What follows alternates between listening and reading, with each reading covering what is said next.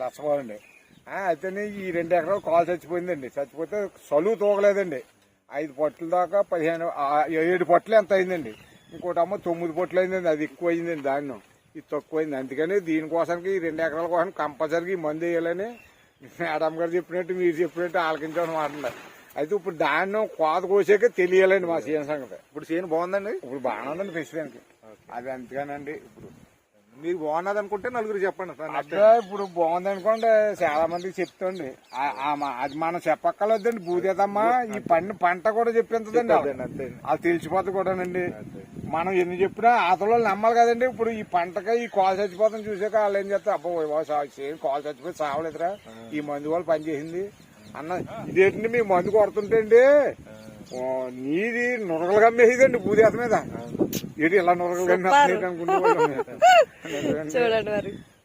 అలాగ వచ్చేస్తుంటే దేశాన్ని ఎలా వచ్చేస్తుందని కూడా వాటాదండి. చచ్చిపోతుంది కదా చేయని సవటనేలు కదా దాన్ని కీజ్ చేస్తున్నాను వాటిది అని కూడా నేను మరి కీజ్ చేసినా లేదు కానీ దేవుని దయ వల్ల అంతా మంచి రిజల్ట్ వచ్చిందండి మీకు. Thank you sir. అయితే ఇప్పుడు